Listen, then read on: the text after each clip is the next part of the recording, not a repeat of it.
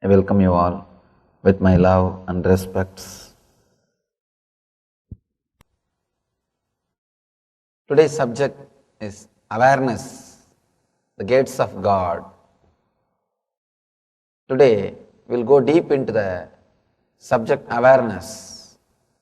Shiva is expounding a new sutra. From today he starts speaking on a different center. Last 4 sutras are related to breath. Today is moving to a different center. Let's see the sutra, then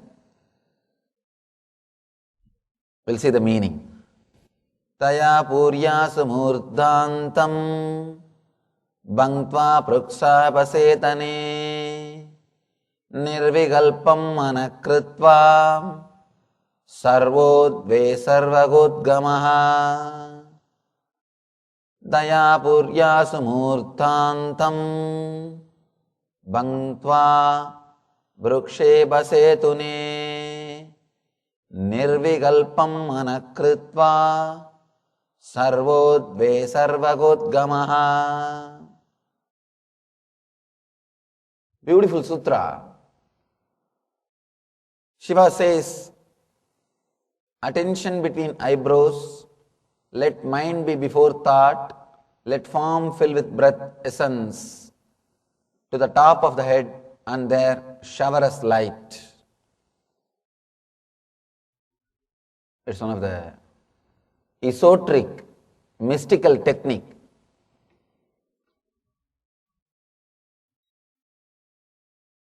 First time he is introducing esoteric techniques to us. In the first 4 techniques, Shiva was very plain, simple, direct. He is just making us feel comfortable. He is giving us feeling of homeliness. Now he is taking us to a deeper level. He says, attention between eyebrows, let mind be before thought, let form fill with breath essence, to the top of the head and there shower us light. Attention between eyebrows. He speaks about the third eye, what we call Ajna Chakra. The whole East, all Eastern religions or the faith groups, masters, mystics, whoever is from East, continuously they work on Ajna Chakra. They work on the third eye. Whether it is Hinduism or Jainism or Buddhism, any other spiritual group from the East, they will be working on the third eye. Third eye is a great gift given to the planet Earth from or by the East.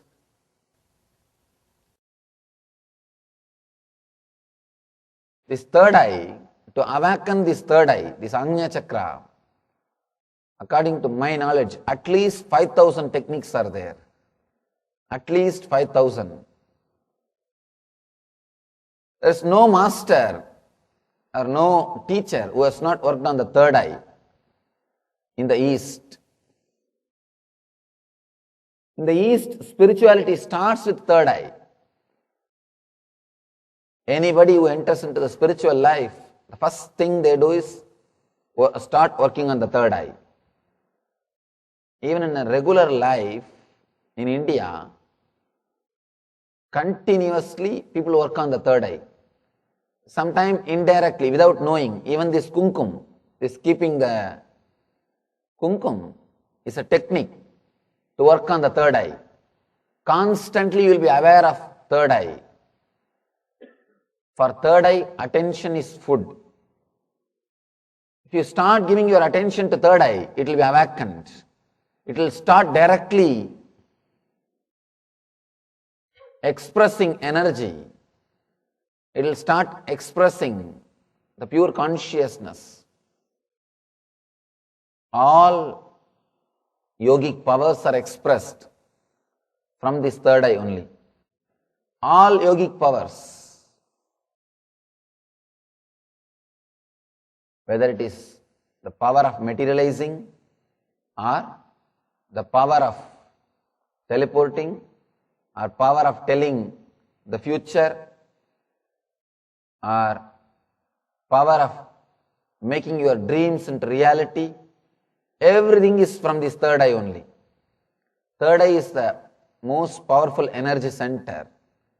Today Shiva is teaching us how to awaken this third eye and use in our normal life. One simple thing, very simple thing, I can tell you about third eye. If somebody is sitting in front of you, just look at his third eye. You don't even have to look from front side. Even if you look at back side, just for a few seconds and give a command, turn back and see, or give any command, you will see he will do. Simply you will see he will do. Now you can check. You can test with your neighbor. You can check with your neighbor. You don't know the power of third eye. Simply that thought will be created in his consciousness. If you concentrate on his third eye and send a particular thought, simply it will be created on his consciousness. In his inner space, that thought will be created. You may have two eyes, but you are not using both the eyes. You use only one eye at a time. That also hardly 10 degree. Somehow you picked up, you learnt, constantly look 10 degrees. That is so you feel as if you are seeing the whole. You are seeing 120 degree at a time.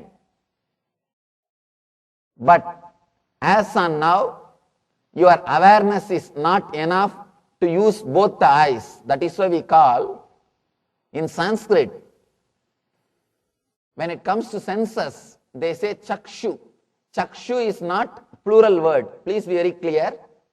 In English we use the word eyes. In Sanskrit they use the word chakshu.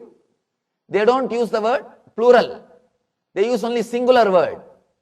Only for enlightened beings they use the word trinetra. Either you have three eyes or you have only one eye. You don't have two eyes. According to the mysticism, they have only singular word or the three. In Sanskrit we have three things. Sanskrit is not like a singular and plural. Singular, dual and plural. The language is beautiful and it is created only for mysticism. That's the reason the language is directly related to spirituality. In Sanskrit you have only one word, chakshu, means singular. As on now, you have only one eye. Never ever think you have two eyes. You may have two instruments, but you can't use it. There is an energy which looks through the eye. That is active only in one eye. Because you are constantly jumping, you don't find the gap. That is why you have so much of eyeball movements. Constantly your eyeballs are moving. If you know a little bit of mythology, you know, there is a belief that our Devatas' eyeballs don't move. There is a belief Devatas' eyeballs don't move. Means what? Person who can see completely without eyeball movements becomes God. Who can see without eyeball movements with full awareness, he becomes God. That's what I mean. Awareness, the gates of God. In mythology, Hindu mythology, we believe the Devatas, gods, don't move their eyeballs. Their eyeballs don't move. If you want to find out whether somebody has come down or he is some extraordinary being or anything, his eyeballs won't move. His eyeballs won't move. They say that is the mythological belief. Anyhow, one thing is sure, when you can see without moving the eyeballs, your awareness has exploded in the third eye. This Naga Baba, this Swami, is such a beautiful, wonderful master. and I have never seen him taking bath or eating or drinking. I have never seen him doing anything which normal human beings do. I have never seen him sleeping. All he will do is only one thing, that's smoking ganja. That's all. And I asked him, what is this? You are a great enlightened master. Why do you smoke ganja? Why do you smoke this leaves? He told me, you see, big elephant cannot be tied in a small hut. My awareness is so much. Unless I dull myself, I can't enter into the body, live in this body. So I have to reduce my awareness little bit. I have to bring myself little down. One person asked me, Swamiji, when they can smoke, why not us? Be very clear. You have to bring yourself up. They have to bring themselves down. There is a big difference. And one more thing, where else you can go down already? And there is a beautiful Zen saying, don't do what masters do what they say. Don't do what masters do what they say. There was a great Zen master, he used to smoke continuously.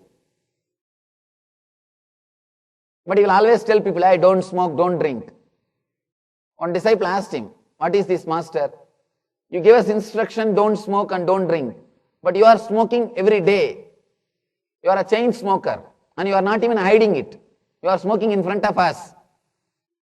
Then master says, beautiful saying, I don't have to follow what I teach because I am not in the same plane to whom I am teaching. Beautiful truth. I don't have to follow what I am teaching because I am not in the same plane to whom I am teaching. Great truth. Anyhow, this Baba, he will make everybody to sit and do the same thing unless he is very clear that person is aware of all the 3 points without moving his eyeballs. He will not allow them into his class.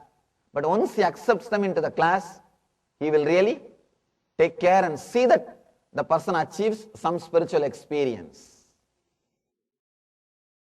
I wanted all of you to understand about this 120 degree and 360 degree vision, because that is the base of this whole technique. This whole technique is based on awareness, and especially the awareness about the third eye. The idea about the third eye. And one more important thing, if somebody's third eye is awakened, you will see totally different grace around him. Apart from the physical measurements, you will see a different grace. See, beauty comes and goes by age, but the grace is totally different. It is nowhere related to body. It is nowhere related to age. It is something beyond age. A small story. One actress was asking the photographer, what is this? Last time when you photographed me, it was so nice. Now you have done such a bad work. What is happening? Photographer said, yes, last time when I photographed you, I was 10 years younger. I was 10 years younger. Be very clear, beauty comes and goes with the age, or it is directly related to spare parts. All painting, spare parts. In the West especially, everything is spare part. The night time, everything is removed in the hanger. Morning you put on, night everything is on the hanger in bedroom. Everything is spare parts. Beauty is related to spare parts and grace is related to your being. When your third eye is awakened, beyond the body something radiates around you. I have seen that grace in that great Naga Baba. He is a man, black, tall person with a long jata. If you see him first time, naturally you will feel frightened. But there is something around him, a tremendous grace. Just like a child, his whole body and his whole being was so alive, just like a child. I can imagine how Shiva would have been by remembering him. Great Mahatma. Anyhow, let us understand about this third eye. As on now, we have only vision of 120 degree. If you can concentrate on something, you will be excluding. So the degree will be coming down. The more you concentrate, less the degree of vision. Instead of concentrating on something else, if you put your attention on the third eye, instead of concentrating on the object, if you turn the awareness on the subject, the degree will start expanding. It will not reduce, it will start expanding. You will start seeing things much more clearly, in a detailed way and an expanded way. Here, Shiva is saying, attention between eyebrows, let mind be before thought. Second line. Attention between eyebrows, now we understood. Concentrating on the third eye will awaken your awareness. You will be able to see more and more in a detailed way with much more awareness. He says one more thing, let mind be before thought. You will be aware even before the thought is raising. As on now, once the thought comes up, you may try to suppress or follow. Once the thought comes up, you will try to suppress it or follow it. You will not be aware before the thought comes. Here Shiva says, let mind be before thought. Let you be aware before the thought is coming. There is a beautiful commentary of Abhinava Gupta. Abhinava Gupta is a great Kashmiri Saivite master, enlightened master. He comments on this sutra. He says, creating, maintaining and destroying, these three are the responsibilities of Trinity. Brahma creates, Vishnu maintains, Shiva destroys, Rudra destroys. In your mind, you do the three work continuously. You create a thought, or maintain a thought, or suppress a thought, kill a thought. If you don't do all these three, you will become Parabrahma. You will become enlightened. You will go beyond this Shiva, Vishnu and Brahma. You will go beyond this existence. As on now, you are doing these three work, creating, maintaining and destroying. If you don't create a thought, if you don't maintain a thought, and if you don't destroy a thought, suddenly you will be awakened to the reality, to the ultimate reality that you are Parabrahman, you are existence. Shiva says here, if you are concentrated on the third eye, you will be aware of your thoughts. Even before your thoughts are raising, you will be aware. Let mind be before thought.